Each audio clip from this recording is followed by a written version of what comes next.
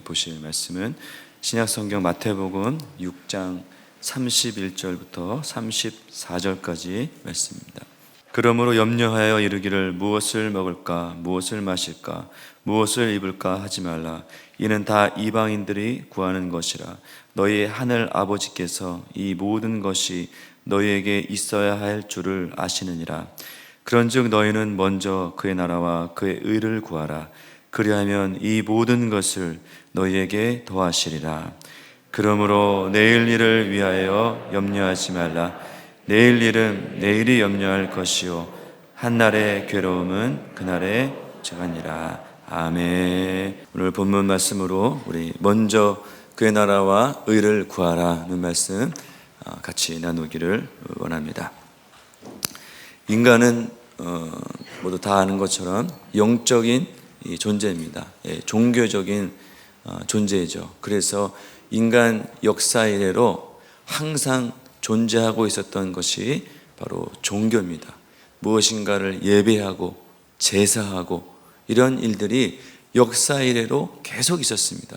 문명이 발달된 이 선진국이든 또 전혀 문명의 혜택을 받지 못하던 이 아마존 밀림이든지 반드시 인간이 살아가고 있는 곳에는 반드시 뭐가 있느냐? 예배가 있고 제사가 있고 종교가 있습니다. 왜냐하면 하나님은 우리를 예배하는 자로 부르셨기 때문에 그렇습니다. 어떤 형태로든 예배하고 찬양하고 또 경배하지 않고는 존재할 수 없는 존재가 누구냐? 바로 인간입니다. 인간만이 예배할 수 있어요.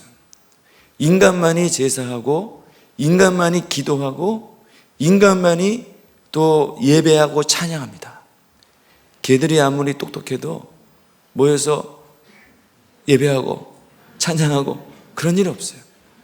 아무리 똑똑한 다른 동물이라도 예배하고 찬양하는 일은 존재하지 않습니다. 왜냐하면 하나님이 인간만 사람만 예배할 수 있는 존재로 창조하셨기 때문에 그렇습니다. 우리 이사야서 43장 21절 말씀 보시면 이 백성은 내가 나를 위하여 지었나니 나를 찬송하게 하려 함이니라 말씀하십니다. 우리가 왜 존재합니까? 우리가 왜 이 땅 가운데 살아가고 왜 오늘을 이렇게 살아가고 있습니까? 바로 하나님을 위해서 지어졌는데 그것은 하나님을 찬송하려는 것입니다. 하나님을 예배하고 찬양하고 그것이 내가 이 땅에 존재해야 될 단 한 가지 이유로 하는 것입니다. 그러니까 오늘 이렇게 예배하러 예배당에 오시고 하나님을 찬양하고 예배하는 것, 이거 단순한 그냥 시간 됐으니까 오고 그런 것이 아니라는 거죠. 이것은 내가 이 땅에서 해야 될 가장 소중한 일이고 내가 이 땅에 존재해야 될 바로 한 가지 이유, 그것을 지금 우리가 하고 있는 것입니다. 기적적인 일이죠. 그래서 한 번의 예배로 우리 인생이 바뀔 수 있는 것입니다. 한 번의 예배로 우리의 삶이 바뀔 수 있어요. 왜냐하면 이 한 번의 예배로 나의 창조의 목적이 회복될 수 있기 때문에 그렇습니다. 그러나 어떻습니까? 죄로 말미암아서 타락된 인간은 창조 하나님을 예배하고 창조하는 것에서 이제 벗어나기 시작했어요. 바로 죄가 그렇게 하는 거죠.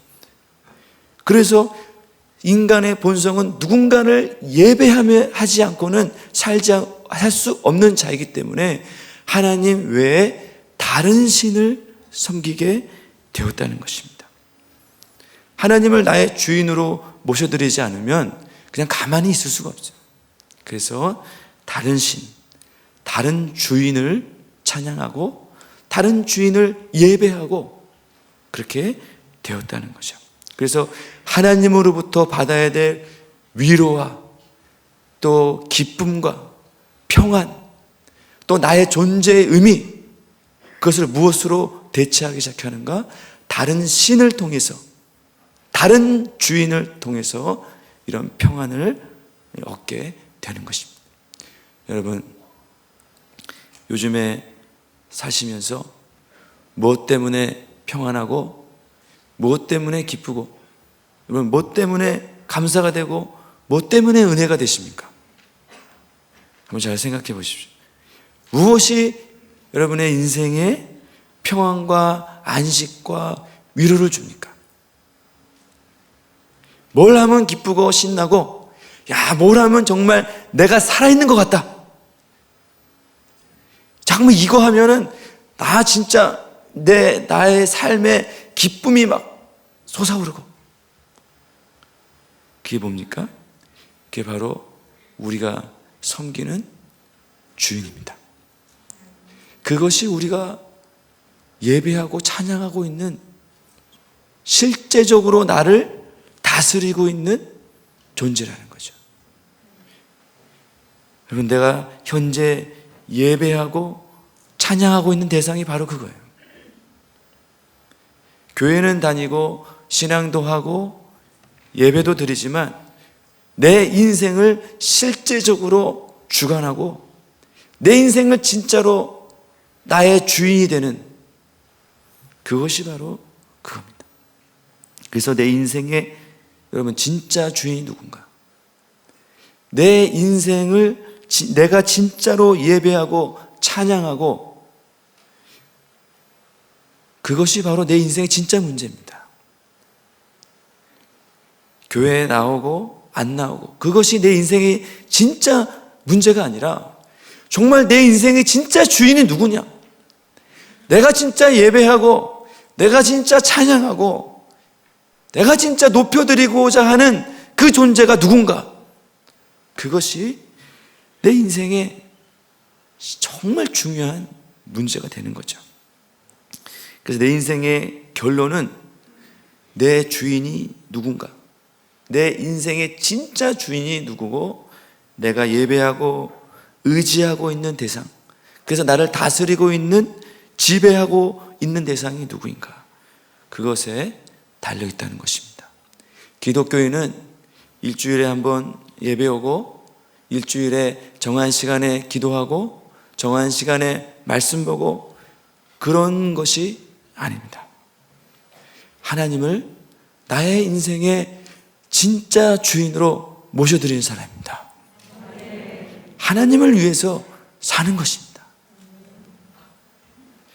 하나님이 진짜 나의 주인입니다. 하나님이 진짜 내 인생의 주인입니다. 이렇게 고백하는 거예요. 그것이 바로 기독교인이죠. 지난주에 우리 저희 사역자 수련회를 2박 3일 동안 가졌습니다. 그러면서 제가 기도실에서 또 기도하는데 참 저에게 하나님이 좀 이런 마음들을 보여주셨습니다. 뭐냐면은 깨닫게 하신 것이, 네가 진짜 하나님을 위해 살고 있느냐? 너가 진짜 하나님을 주인으로 모시고 너 진짜 하나님을 위해서 너의 인생을 드리고 살고 있느냐? 이런 마음을 참 저에게 깨닫게 하셨어요. 전 교회 사역자인데요. 저는 하루 종일 교회에 있는데요. 다른 데 가지도 않고 어디 놀러 가지도 않고 일주일 내내 교회에서 주일부터 토요일까지 항상 교회에 있는데요. 하나님 왜 사는데요? 그런데 저의 마음속에 정말 하나님을 위해서 사느냐? 정말 하나님이 네 주인이냐? 참 이런 것에 대해서 또 생각하고 깨닫게 해줬어요. 근데 기도하다 보니 제 인생의 산의 정상에 하나님이 앉아 계신 것이 아니라 내가 앉아있는 그런 모습이 보였어요. 내가 정말 하나님을 위해서 살지 않았고, 정말 하나님을 위해서 나의 인생을 드리고 하나님을 나의 주인으로 모시면서 그렇게는 살지 않았구나, 그러면서 많이 회개하면서 기도했습니다. 이것이 바로 우리의 신앙의 문제입니다. 바로 이것이 우리가 정말 기도하고 구해야 될 한 가지라는 것이죠.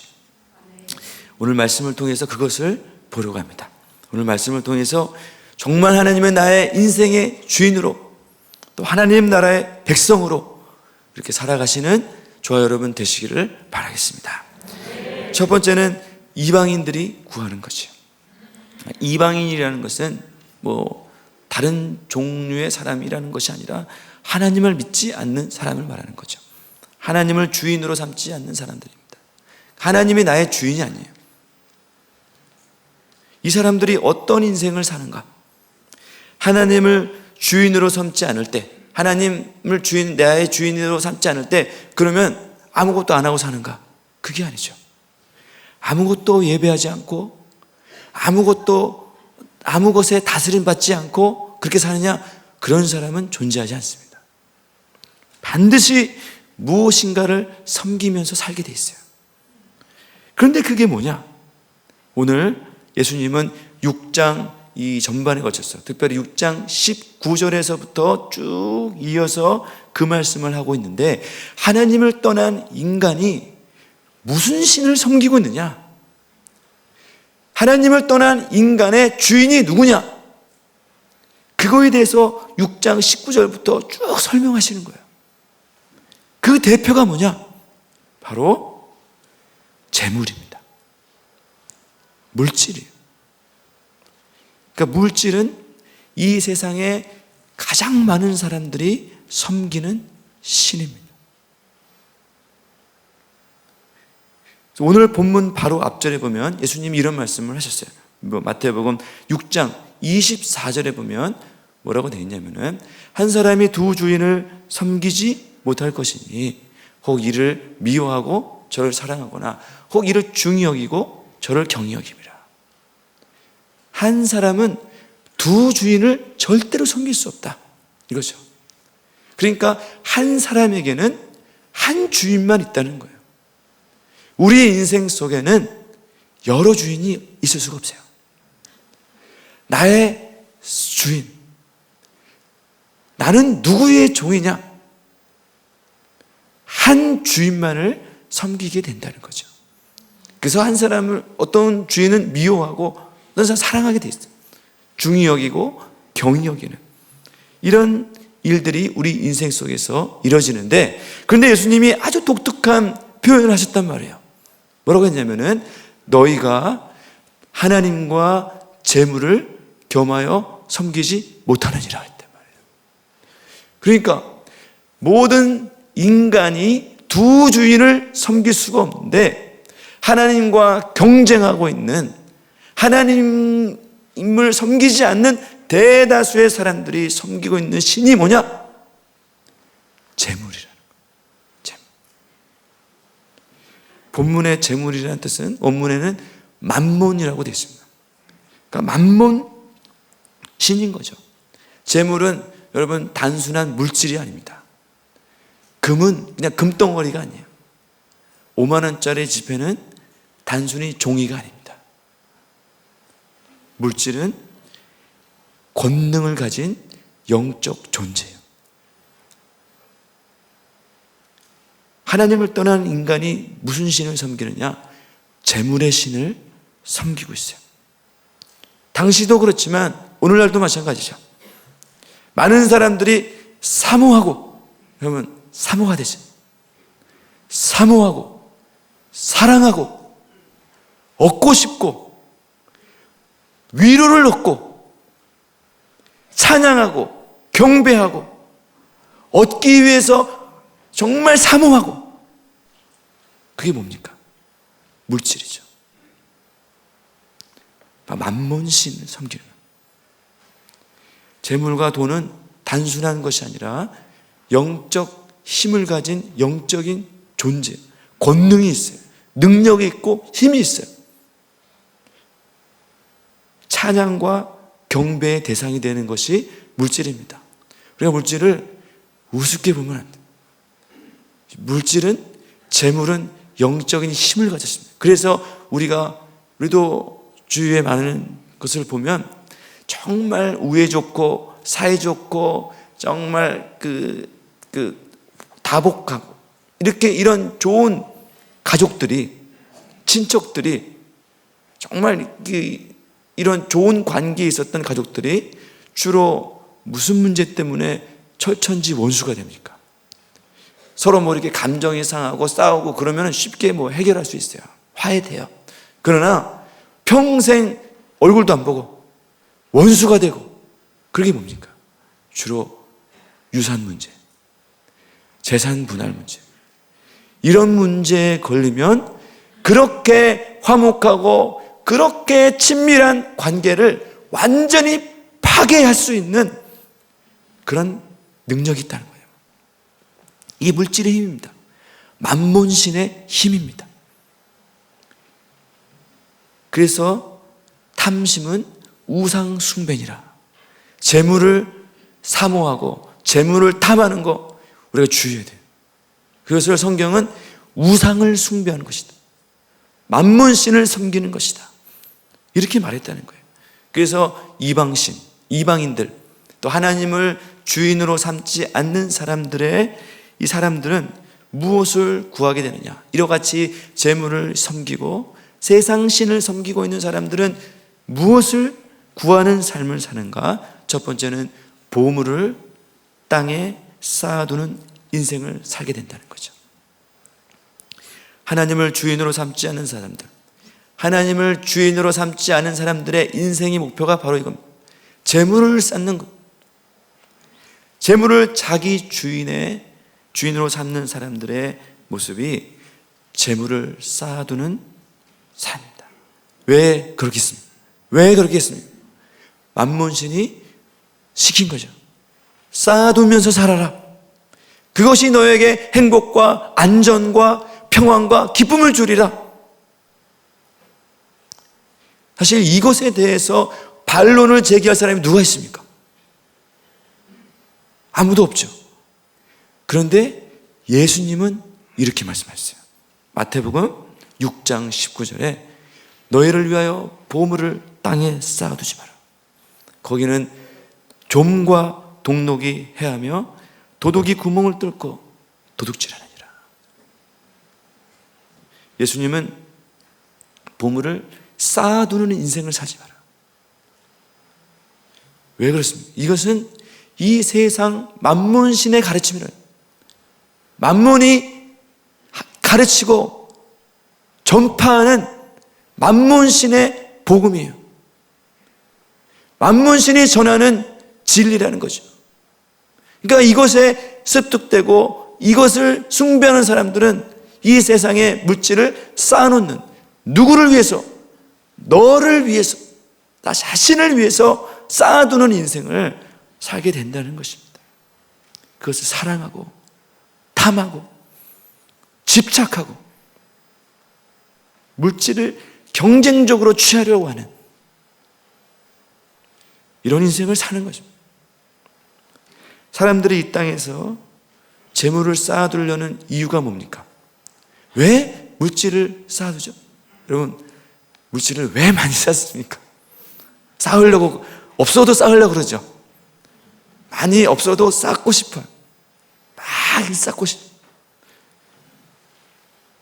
왜 그러냐면 누가복음에 보면 예수님이 이런 비유를 하셨어요. 어떤 부자에 대한 비유를 하셨는데, 한 부자가 밭에 소출이 많아요. 너무 많이 소출이 막 쌓였어요. 그래서 막 너무 많이 거둬지니까 창고에 쌓아둘 곳이 없어요. 그래서 걱정하고 염려하다가 그것을 다 허물어 버리고 더 크게 창고를 지었어요. 큰 창고를 짓고 거기다가 소출을 다 쌓아놨어요. 그리고 나서 한 고백이 저 말씀입니다. 또 내가 내 영혼에게 이르되 영혼아, 여러 해 쓸 물건을 많이 쌓아두었으니 평안히 쉬고 먹고 마시고, 이것이 재물을 쌓아두는 이 목적이 뭡니까? 내 영혼아, 평안히 쉬고 먹고 마시고 즐거워하자. 무엇이? 재물이, 물질이 나에게 쉼을 주고 먹고 마시고 즐거움을 주고 나의 인생에 위로를 주고 기쁨을 주는 유일한 한 가지가 뭐예요? 재물이 된다는 거예요. 이게 누구에게 가르칩니까? 만몬 신의 가르침이라고요. 하나님을 떠난 인간은 물질을 통해서 평안과 위로와 격려를 얻는 이런 인생으로 전락하게 된 거예요. 하나님을 찬양하고 하나님을 예배하고 하나님이 주시는 기쁨, 그것을 거절하고 이제는 물질을 통해서 만몬신이 주는 기쁨과 만몬신이 주는 위로와 그런 생각과 믿음 속에 살아가는 것입니다. 여러분, 물질이 많으면 어떻습니까? 물질이 많으면 기분이 좋죠. 기분이 좋잖아요. 돈이 막 생기면 기분이 좋잖아요. 뭔가를 막 할 수 있을 것 같죠. 이런 믿음을 줍니다. 믿음을 주죠. 그리고 어떻습니까? 물질이 없으면 불안하죠. 두렵죠. 근심이 되죠. 아무것도 할 수 없을 것이라는 믿음이 생깁니다. 누가 줍니까? 누가 줍니까? 만몬 신이 주는 거예요. 이것이 바로 이 땅에서의 가르침이에요. 하나님을 떠난 인간이 섬기는 만몬 신의 가르침. 이 가르침을 따라서 사는 인생을 살게 된다. 이것이 이방인들이 구하는 것이다. 너희는 그렇게 살지 말아라. 예수님 이렇게 말씀하시는 겁니다. 이런 유의 삶을 살아서는 안 된다. 이거는 정상적인 것이 아니라는 거죠. 두 번째, 이들이 하고 있는 건 이 하나님을 떠난 인간들이 섬기는 이 삶의 두 번째 특징이 뭐냐면은 염려하는 겁니다. 염려하는 거예요. 하나님을 주인으로 삼지 않는 이 사람들의 인생, 이 세상을 막 잘 살고 열심히 사는 것 같은데 무엇이 찾아오느냐? 물질이 주인이 돼서 많이 벌고 하면 기분이 좋고 할 것 같지만, 만족하고 행복할 것 같지만 염려가 찾아온다고요. 누가복음에 나오는 부자와 같이, 여러분, 물질이 더 많아지면 더 기쁘고 행복하고 그렇게 되어졌잖아요. 그런데 더 염려하는 인생을 살게 된다는 거예요. 31절에 보십시오. 31절. 그러므로 염려하여 이르기를 이랬죠. 29절부터 이 본문 마지막 절까지 염려라는 단어가 참 많이 나옵니다. 이 세상 사람들의 사는 방식이 염려예요. 염려와 근심으로 살아가는 거예요. 그렇게 물질을 위해서 살아가면 염려가 없어야 되잖아요. 행복하고 더 좋아야 되잖아요. 그런데 어떻게 되느냐? 더 염려하는 인생을 살아가요. 우리나라가 정말 기적적인 그 6.25 동란 이후에 정말 전 세계에서 제일 못 살던 나라가 우리나라였잖아요. 저 아프리카 후진국보다 정말 못 살았던 1인당 국민소득이 $100도 안 되는 이런 나라가 우리나라였어요. 그런데 우리나라가 이제는 세계에서 10번째로 잘 사는 나라가 됐어요. 그러면 어떻습니까? 더 염려가 없고 더 행복하고 더 기쁘고 만족한 삶을 살아야겠죠. 그럼 어떠세요? 그렇지 않죠. 더 염려하고 더 우울하고 더 근심이 많고 이런 인생을 살아가게 되는 거죠. 염려는 두려움이에요. 걱정하고 불안하고 초조해야 하는 것입니다. 일어나지 않을 일들에 대해서 걱정하고 염려하는 거예요. 하나님을 떠난 인간의 삶은 염려의 삶을 살 수밖에 없어요. 염려는 뭡니까? 하나님을 믿지 못하는 불신에서 나오는 거예요. 하나님이 없는 삶이 주어지는 결과가 염려예요.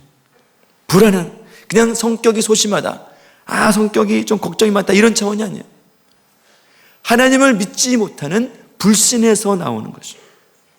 열심히 살기는 사는데 염려하는 삶을 살아요. 열심히 구하기는 구하는데 염려해요. 왜 염려하겠습니까? 두렵기 때문에 그렇습니다.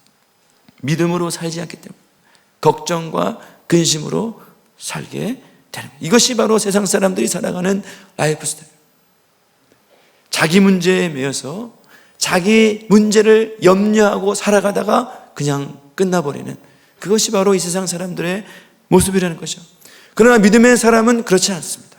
믿음의 사람들은, 믿음의 조상들의 특징이 뭡니까? 염려가 없어요. 염려가 없어요. 대책이 없어요. 뭐 아무 대책이 없어요. 제가 대학교 때 그 선교단체 이제 훈련 받고 뭐 이렇게, 그때는 뭐 은혜도 있고 말씀 먹고 기분이 좋으니까 제가 제일 많이 들었던 말이 뭐냐, 너는 대책 없냐? 믿음으로 사는 사람들의 삶의 특징은 대책이 없어요. 아브라함 보고 본토 친척 아비 집을 떠나라. 대책이 없어요. 그냥 가는 거예요. 이삭을 번제로 드려라. 그냥 데리고 가는 거예요.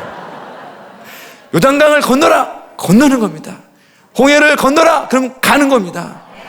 이게 믿음의 사람들의 특징이에요. 아브라함이 근심하고 이거 어떻게 될까? 아들이 죽어간, 어떻게, 내 인생은 어떻게 될까? 본토 친척 아비 집을 떠나라고 했는데 나는 이제 어떻게 사는 건가? 나는 어떻게 될 것인가? 이렇게 근심하고 염려하고 그렇게 사는 게 아니에요. 왜 그렇습니까? 그래서 빌립보서 4장 6절에만 뭐라고 했냐면은, 아무것도 염려하지 말고 다만 모든 일에 기도와 간구로 너의 구할 것을 감사함으로 하나님께 아뢰라, 이렇게 말씀하셨어요. 우리가 왜 염려하고 왜 걱정하고 근심합니까? 기도하고 간구하고 하나님 앞에 감사하지 못하는 인생을 사니까 우리가 염려하게 되는 것입니다. 믿음이 없으니까 염려하게 되는 거죠. 그러나 우리가 기도할 때, 하나님 앞에 감사로 나아갈 때, 믿음으로 도전할 때 우리에게 있는 모든 염려가 다 떠나갈 줄로 믿습니다. 염려는 뭐 많은 것을 대비하고 또 뭐 이렇게 조심하고 준비하는 것 같지만, 염려는 불신이에요. 하나님을 믿지 못하는 인생 가운데는 반드시 이런 염려에 사로잡힌 이런 인생을 산다는 거죠. 이것이 바로 하나님을 믿지 못하는 사람들의 이 삶의 특징이라는 거죠. 마지막 세 번째는 이방인들이 바라고 원하고 구하는 것이 뭐냐?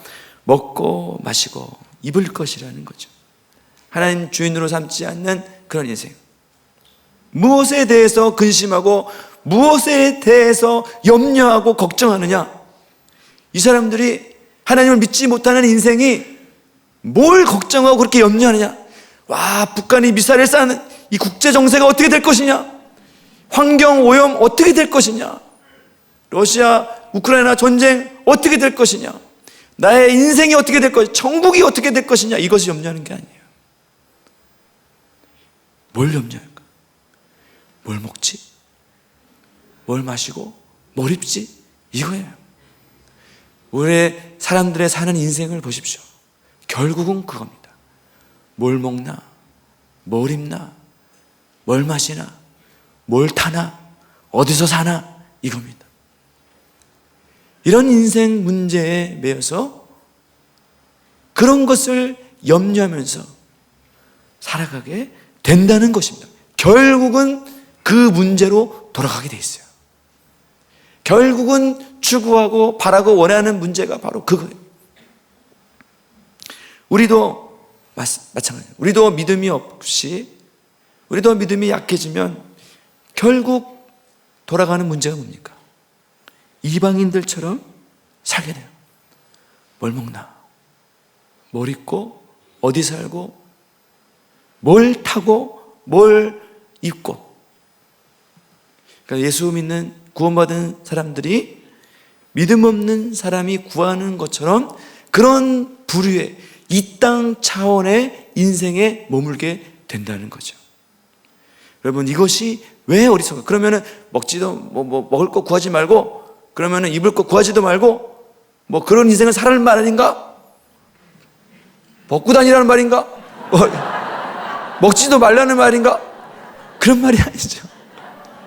이것이 왜 어리석은가? 마태복음 6장 25절 말씀.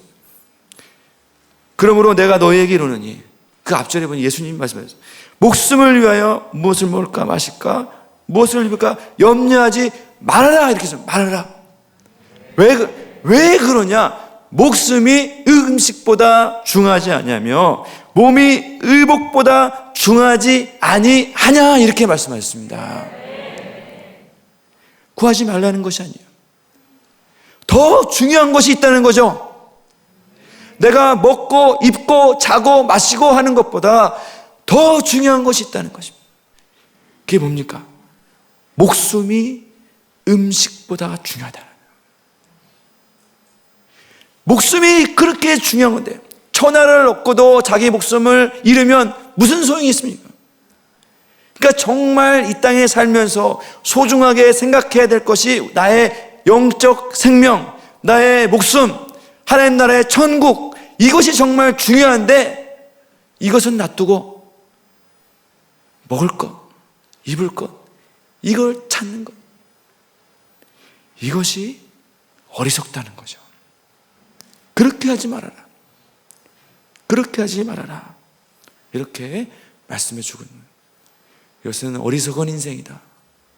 더 중요한 것을 먼저 구하는 인생이 더 지혜로운 인생이 된다. 예수님이 말씀해 주신 것입니다. 우리는 더 중요한 것을 나의 목숨을 드리고 인생을 드리는 이런 인생이 되시길 바라겠습니다. 그렇다면 제자가 구하는 것이 뭐냐? 제자는 뭘 구하는 인생이 되어야 되는 것인가? 이방인들이 이런 인생을 위해서 물질을 쌓고 염려하고 먹을 거 입을 거 마실 것을 위해서 이런 인생을 사는데, 그러면 제자들, 예수님을 믿는 사람들, 성도들, 이런 사람들은 어떻게 살아야 되느냐, 그것에 대해서 말씀해 주시는 거예요. 여러분, 예수를 믿고 구원받고 하나님을 믿는 사람들, 나의 인생의 주인이, 인생을 하나님을 주인으로 모시는 사람이 이 세상 사람들과는 다르게 살아야겠죠. 왜 그렇습니까? 내 주인이 다르니까. 내 주인이 다른데 어떻게 똑같은 인생을 살겠습니까? 성경 로마서에도 육신을 따르는 자는 육신의 일을, 영을 따르는 자는 영의 일을 생각하나니 이랬잖아요. 나의 주인이 다르고 이 세상 불신자들이 살아가는 이 믿는 신이 다른데 어떻게 똑같은 인생을 살겠습니까? 이 세상 사람들이 이 땅에서 재물을 위해서 재물을 쌓아두고 그렇게 살아가면 우리는 다르게 살아야겠죠. 다른 인생을 살아야 되는 것입니다. 이 세상 사람들이 염려하고 근심하고 걱정하고 두려워하고 불안해하면 우리는 하나님을 믿는 성도는 어떻게 해야 되겠습니까? 다르게 살아야겠죠. 이 세상 사람들이 먹고 입고 마시고 그것에 집착하고 그것을 먼저 구하면 우리는 다른 인생을 살아야겠죠. 다르게 살아야 됩니다. 식당도 주인이 바뀌면 음식 맛이 달라진다. 우리 인생도 나의 주인이 달라졌는데 어떻게 내가 인생이, 나의 삶이 그대로 있겠습니까? 내 주인이 달라지면 나의 삶이 바뀌는 거예요. 인생관이 바뀌는 겁니다. 이전의 인생관, 내가 섬기던, 내가 믿던 이전의 신이 가르쳐준 그런 가치관, 인생관, 이제는 그것은 다 갖다 버리고 하나님이 주신 새로운 인생관, 주님이 가르쳐주신 가치관, 그것을 가지고 살아가는 것이 바로 성도의 삶이다, 이렇게 말씀하고 있는 것입니다. 그래서 이 성도는 이제 구하는 차원이 달라졌어요. 이방인들, 하나님 믿지 않은 사람들이 구하는 차원과 이제 하나님을 믿는 사람이 구하는 차원, 레벨이 달라졌어요. 그게 뭐냐면 두 가지를 볼 텐데, 첫 번째는 이제는 그의 나라를 구하는 차원으로 바뀌었다는 것입니다. 그러니까 성도는 구하는 레벨이 다른 사람이에요. 우리는 레벨이 다른 사람이에요. 차원이 다른 인생을 사는 사람들입니다. 예수를 믿는다, 성도다, 이것은 교회를 다닌다는 말이 아니에요. 물론 그 말도 포함되지만 성도다, 예수를 믿는다, 이 말은 단순히 그냥 신앙생활을 했다, 이 말이 아닙니다. 먼저 그의 나라를 구한다, 이런 뜻입니다. 그러니까 성도라는 말의 정의가 이거예요. 먼저, 제일 먼저, 우선순위로 먼저 그의 나라의 우선권을 둔다, 이런 뜻입니다.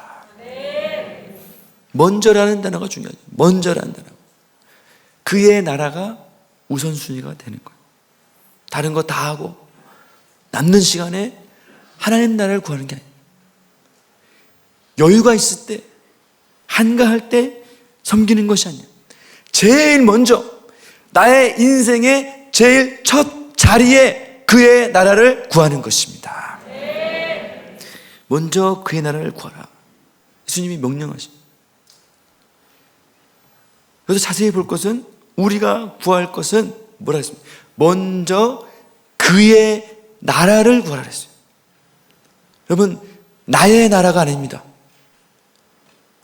내가 다스리고, 내가 지배하고, 내가 통치하고, 내 멋대로 살아가는 그 나라가 아니에요. 성도는 그분이 다스리는 나라, 그의 나라를 먼저 구하는 사람이 바로 성도라는 것입니다. 나라입니다. 나라라는 말은 킹덤이라는 뜻이죠. 왕국이라는 뜻입니다. 왕이 통치하고 지배하고 왕을 주인으로 모시는 것이 바로 나라예요. 왕국이에요. 그래서 성도라는 말은, 하나님, 당신은 나의 왕입니다. 나는 하나님 나라의 백성입니다. 나를 지배하고 통치하고 다스려 주시옵소서, 이렇게 선포하는 것이 바로 성도라는 것입니다. 그러면 어떻게 해야, 먼저 그의 나라를 구하라고 했는데, 그의 나라가 임하는 방법, 그의 나라가 실제적으로 우리 가운데 임하는 방법이 뭐냐? 그의 나라를 먼저 구한다고 했는데, 구하라고 하셨는데, 그럼 그게 무슨 뜻이냐? 두 가지만 보면, 첫 번째는 나의 삶에서 이 세상의 귀신을 쫓아내는 것입니다. 나의 삶의 영역에서 나를 다스리고 있는 약한 영들, 귀신을 쫓아내는 것. 뭐냐면은 마태복음 12장 28절에 보면 예수님이 이렇게 말씀하셨어요. 그러나 내가 하나님의 성령을 힘입어 귀신을 쫓아내는 것이면 하나님 나라가 이미 너에게 임하였느니라 선언하셨습니다. 우리가 먼저 그의 나라와 그 나라를 구하라, 이 말이 무슨 뜻입니까? 내 삶의 영역에서 나를 지배하고 나를 다스리고 나의 주인이 되었던 그 권세자들, 이 귀신들, 악한 영들을 쫓아내버려야 된다는 것이죠.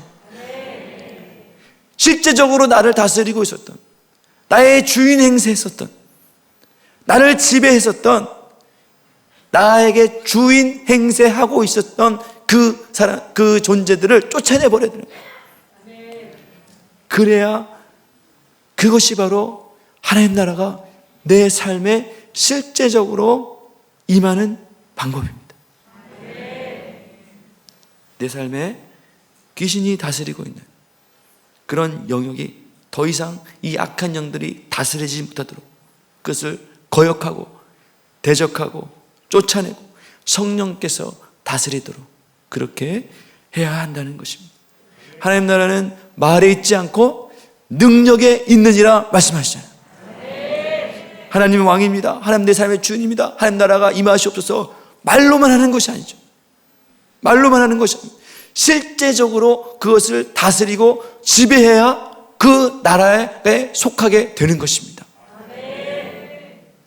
우리가 어릴 적에 독도는 우리 땅, 우리 노래 많이 배웠어요. 많이 불렀어요. 울릉도 동남쪽. 여러분, 독도가 맨날 이렇게 노래 부른다고 독도가 우리 땅 됩니까?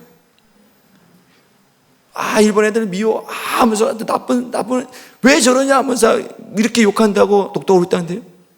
아닙니다. 그곳에 우리나라 군대가 주둔할 때, 시료적 지배가 될 때 그 나라가, 독도가, 그 땅이, 영역이 우리나라가 되는 것입니다. 실제로 지배하고 다스려야 내 땅이 되는 거예요. 내 나라가 되는 거예요.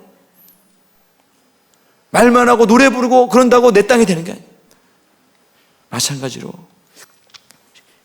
거라사 지방에 귀신 들린 자가 어떻게 하나님 나라의 백성이 됐습니까?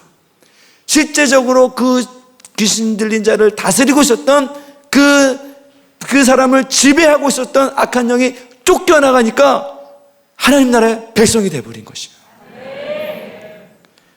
먼저 악한 영과의 영적 전투에서 승리하게 될 때, 그래서 이 악한 영과의 영적 전투에서 승리하는 인생이 될 때 우리는 먼저 그의 나라를 구하는, 하나님의 뜻을 이루는 이런 사람이 되는 것입니다. 또한 하나님 나라를 구한다는 것은 성령의 열매를 맺는 인생을 살게 된다는 뜻이 있는 것입니다. 로마서 14장 17절에 보면 하나님 나라는 먹는 것과 마시는 것이 아니에요. 오직 성령 안에 있는 의와 평강과 희락이니라 말씀하셨어요. 하나님 나라는 먹고 마시고 인간적이고 그런 것이 아니에요. 세상 사람들이 구하는 것처럼 더 잘 먹고 더 잘 입고 더 좋은 곳에 살고 그것이 아니에요. 하나님 나라가 그런 것이 아니에요. 더 부유하게 살고 더 좋게 되고 그게 하나님 나라가 아니라는 거예요. 뭡니까? 내 안에 성령 안에 있는 의, 평강과 희락, 이것이 내 삶을 지배하게 되는 것. 우리의 삶을 지배하게 하도록 하게 하는 것, 그것이 바로 먼저 그의 나라를 구하는 것입니다. 이것을 하라는 거죠. 먼저 내 안에 하나님의 평강이 임하기를, 먼저 내 안에 하나님의 기쁨이 임하는 그런 인생을 살도록, 그것이 바로 하나님 나라가 실제적으로 임하는 방법이에요. 내 안에 성령의 열매가 맺혀져요. 성령의 열매가 내 안에 맺히고 그것이 열매 맺고 익어가게 하는, 그것이 하나님 나라를 구하는 것이에요. 그러니까 내 안에 성령의 열매를 거두는 것에 최우선권을 먼저 두라는 거죠. 하늘 상급을 쌓는 것입니다. 이 땅에서 보화를 쌓는 것이 아니라 성령의 열매로 하늘에서 보화를 쌓아라. 너의 인격이 성령의 지배를 받아서 하나님이 주시는 평강과 하나님이 주시는 기쁨이 너를 주관하도록 해라. 이것이 바로 먼저 그의 나라를 구하는 것입니다. 성령의 열매가 맺히는 삶, 성령의 열매를 먼저 구하는 삶, 그것을 살라고 하시는 것입니다. 두 번째는 성도가 해야 될 것은 그의 의를 먼저 또 구해라. 그의 나라를 먼저 구하고 그다음에 그의 의를 구하는 삶을 살아야 된다. 여기서도 예수님이 뭐라고 했냐면은 그의 의를 먼저 구해라 그랬어요. 나의 의를 구하라고 하지 않습니다. 나의 의가 아닙니다. 자기 의를 세우기 위해서가 아니라 하나님의 의를 구하는 인생, 그 사람이 바로 성도가 되는 거죠. 그러면 예수를 믿는다, 하나님을 믿는다, 하나님의 백성이 됐다, 성도가 됐다, 이 말은 무슨 뜻이에요? 그러니까 내 의를 버리고 하나님의 의를 구하는 인생이 되었다, 이런 뜻이라는 거죠. 그러니까 하나님의 의를 구하기 위해서, 먼저 그의 의를 구하기 위해서 먼저 해야 될 일이 있는데, 그것은 바로 내 의를 버리는 것입니다. 종교인들, 바리새인들, 유대인들이 왜 하나님을 믿지 못했어요? 왜 예수님이 이 땅에 오셔서 그렇게 좋은 일을 하시고 복음을 전파하시고 치유하시고 기적을 일으키셨는데 왜 예수님을 믿지 못했습니까? 왜 믿지 못했어요? 로마서 10장 3절에 보면 뭐라고 되어 있냐면은 하나님의 의를 모르고 자기 의를 세우려고 힘써 하나님의 의에 복종하지 아니하였느니라, 이렇게 말씀했어요. 이것 때문이에요. 뭐 때문에? 자기의 의를 세우기 위해서. 자기의 공로와 자기의 의와 자기의 열심과 자기 것을 세우기 위해서 뭘 했습니까? 하나님의 의를 버렸어요. 하나님의 의를 버려. 그것에 복종하지 않는 이런 인생을 살게 된 거죠. 자기 공로를 의지하는 인생, 자기의 성실을 의지하는 인생, 자기 자신을 주장하는 인생. 다른 말로 무슨 뜻이에요? 하나님의 의에 복종하지 않는 인생이 되는 것입니다. 즉 예수 그리스도에게 복종하지 않는 이런 인생이 되는 것입니다. 그래서 예수님이 말씀하셨어요. 먼저 성도가 구해야 될 것이 있는데 그것이 뭐냐? 바로 그의 의를 구하는 인생이 되어야 된다, 이렇게 말씀하고 있는 것입니다. 여러분, 그의 의가 무엇입니까? 여러분, 그의 의가 무엇입니까? 바로 예수 그리스도입니다. 우리는 나의 의로 의롭게 될 수 없죠. 나의 의로 의롭다 하심을 얻을 수가 없습니다. 그러나 우리는 구원에서 멀어지고 죄 가운데 멸망할 수밖에 없지만 우리의 모든 죄를 용서하시고 하나님과 우리를 화목하게 하신 예수 그리스도의 보혈이 바로 우리의 의가 되는 것입니다. 예수 그리스도를 믿을 때 하나님은 우리를 의롭다고 여겨주시는 것입니다. 먼저 그의 의를 구하라. 예수 그리스도의 십자가의 보혈을 의지해라. 예수 그리스도로 말미암는 믿음을 가져라, 이렇게 말씀하고 있는 것입니다. 우리가 먼저 구해야 될 것은 바로 예수 그리스도로 말미암아 의롭게 되는 인생을 먼저 살아라, 이렇게 말씀하고 있는 것입니다. 그래서 하나님의 의를 먼저 구하는 인생은 항상 은혜가 있어요.